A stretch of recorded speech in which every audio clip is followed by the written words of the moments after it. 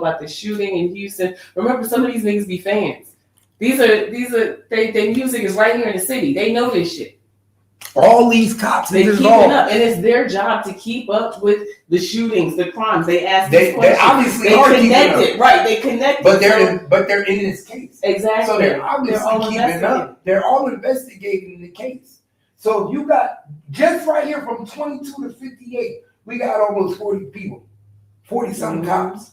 So they're all investigating this case. They're all inclined in this case. So you telling me all of you are testifying in Mo3's murder? Listen what I'm saying now. All you cops are testifying in Mo3's murder. None of you niggas knew he was about to die. None of you niggas was watching. My nigga, this is what you do. They surveillance. They watch. They listen. We know GRC has been being watched since 2017. We know Detective Barnes went from a detective to an ATF agent way before Mo3 died. He said he went to an ATF agent so he could do what? So he could surveillance better, have more access to more cops.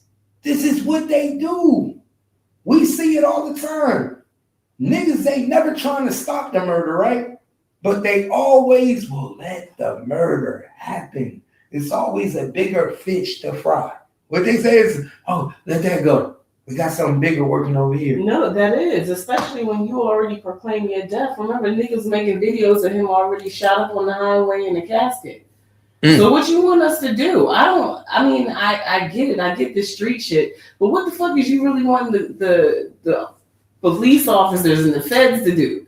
You know what I'm saying? Like, what are you asking these people to do? All they can do is watch this shit play out and then, go after these niggas. That's all you leave them to do. Because you're taking everything into your own hands. You self-defense down at the club, you know what I'm saying? Niggas is getting hit up on the highway. We know you niggas got beef back and forth. We're listening to it in the music. Plus, we're in the street, so we're listening to what's happening over here and over there. We try and collaborate and get some shit fixed before this turns into a big war in the streets, because somebody's going to lose their life. Whether it's going to be you Yellow first or you Mo3. And you niggas are both prideful. So, okay, then let's do this shit. We're going to watch this pan out, and then we'll take it from here. It's fucking crazy, dog.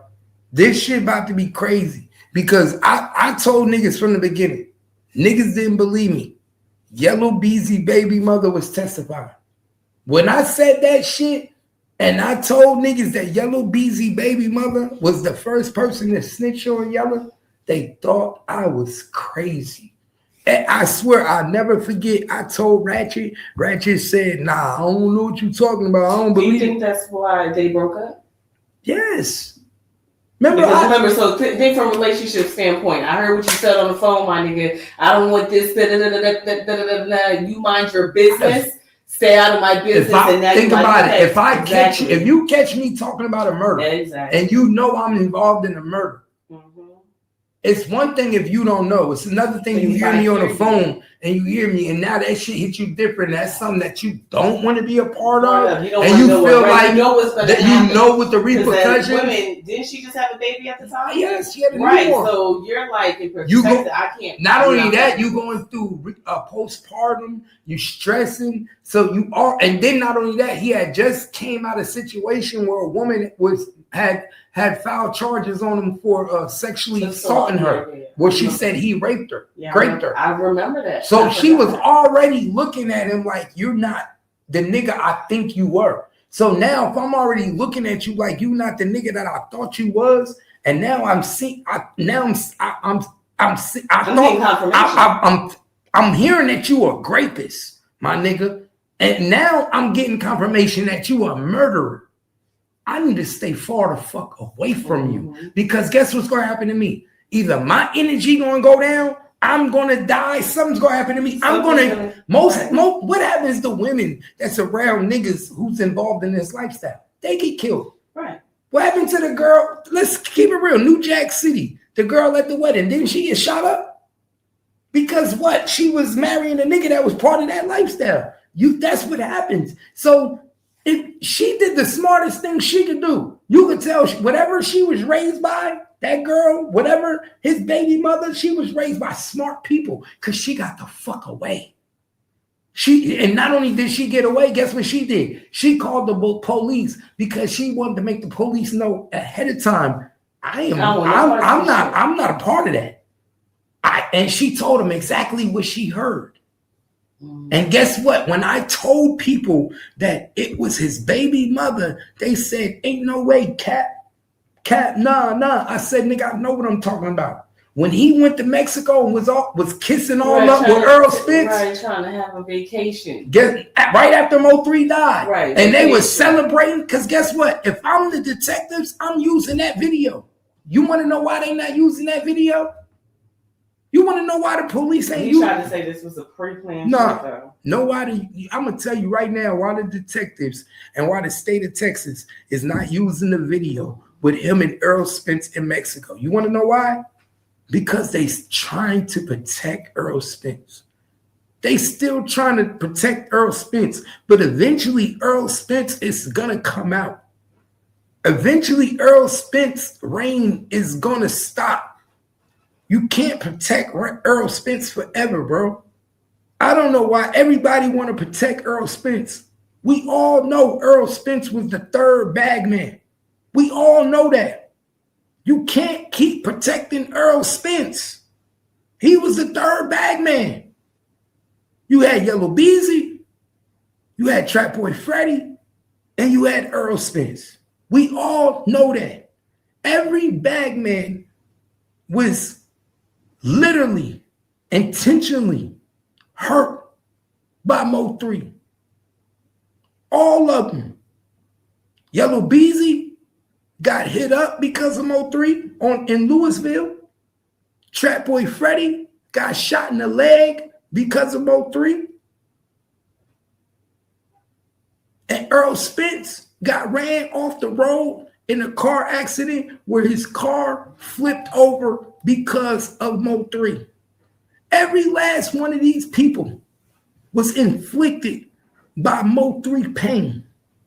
And Mo3 is still inflicting these niggas. Look at Earl Spence. Earl Spence can't even win another fight. Earl Spence can't even concentrate since Mo3. His soul is left his body. I've never seen a man who don't even realize where he at. Can't even comprehend. Can't even think straight. He didn't even belong in that ring. From round one, he looked like he didn't belong in that ring. Am I right? I don't give a fuck if he went all 12. From round one, he looked like he did not belong in that ring. I'm just keeping it real with y'all. But that's what they not going to do. Keep it real with y'all. Earl Spence's soul left his body. Why? Because that nigga sleep every night with his head looking over his shoulder.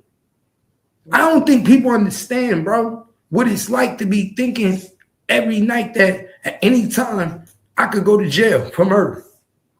At any time one of these niggas could decide to snitch on me. You see what I'm saying? I don't think niggas understand that.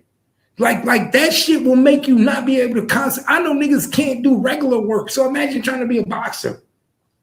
Imagine trying to box somebody and defend yourself. And the only thing you could think about is nigga, I could go to jail. My homie on trial for murder for hire. At any time, he could decide to snitch on me. At any time, he could decide to tell that I'm involved too.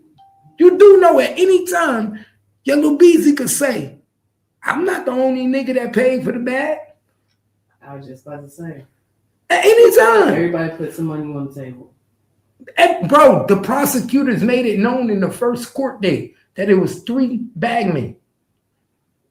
When they first took Yellow Beezy to court the first day, they said they know it was 3 bagmen.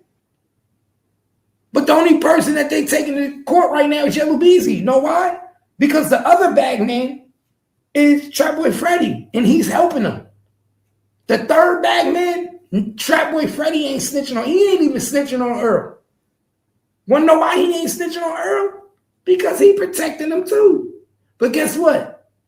The only way Earl gonna get told on is either Keywan tell all yellow beezy tail. And if I'm yellow beezy right now, you need to start thinking about yourself and your family. Why are you sitting there about to go to fucking trial knowing that there's a chance your life might be on for the rest of your life? Your rest of your life might be gone. Nigga, if anything, I'm trying to give me a 15-year deal. You still young enough where you could come home by the time you're 50. Think about it. He's in his 30s. If I get 15 years, I could get out 9, 10 years on parole. You crazy. I know niggas in Memphis go to jail for murder and get out in 8 years. Them niggas be going to jail doing murder for 8 years. Nigga, if you stupid if you don't get them the information they need. You about, man, you crazy. Toby Shook is not about to help you, my nigga. Toby Shook is not about to help you, my nigga. Your own baby mother is testifying against you. Think about that, man. Your own baby mother. You think the jury is going to believe you when your baby mother is on the stand? No. What the fuck is we doing? I'm starting to think that Toby Shook really trying to set him up too. Because if I'm Toby Shook, I'm trying to tell this nigga like, yo, my nigga, your baby mother testifying against you. My nigga, this don't look right. Mm-hmm. Any nigga that's smart would be like, yo, my nigga, we don't want to go against your baby mother. Right, she's on the prosecution side. She ain't on our side. Trap Boy Freddy is your homie. He the one that made the music. We fucked. The nigga made laugh now. Mm-hmm. We caught him with his pants down. Mm-hmm. How the fuck that look? Bro, we gotta make a deal. Now we got two people racing to make a deal. Guess who's gonna be racing to make a deal? Mm-hmm. Keywan, Yellow Beezy.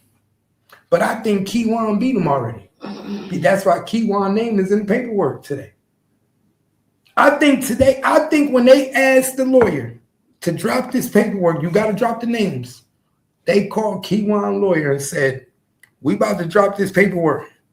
If you're gonna cooperate, we need to know now. Anything after today, we can't fuck with you. Because remember, this is all shit. The judge, this have to be given to the defense. Defense have to know who they're fighting against. So today was the day that the prosecution called Keywan lawyers and asked Keywan lawyers, is he going to cooperate? Is he not? Is he going to handle his own, or is he going to cooperate? And guess what Keywan White lawyers told him? He's going to cooperate. That's what they told him. He's going to cooperate. And they added Keywan White to the paperwork. Now Keywan White is working for the state. It's just like that, man. Y'all know what it is, man. Like I said, I put this shit out here for y'all. Y'all know exactly what's going on. He said, especially if she start crying on the stand. Hell yeah, she gonna start crying on the stand. You know his baby mother gonna start crying on the stand. Flight Dog, you know that. Flight Dog, you know she gonna start crying on the stand. She gonna start doing a whole lot of crying. Said who they gonna blame for shooting the surgeon? Because somebody going down for shooting the surgeon. He got somebody else got graves. It's Keywan. Who shot the surgeon? Keywan shot the surgeon. They blaming all that on Keywan. When did it? Well, okay, so what is that? That's Randall Graham. Remember I told you? Oh, the doctor Randall Graham. Okay. They blaming all that on Keywan. Keywan got charged for that. They charged Keywan with all that. Yeah, Keywan got charged for shooting the surgeon, all that. That's all Keywan. You see what I'm saying? They charge Keywan with all that. All that. You already know how they do, man. They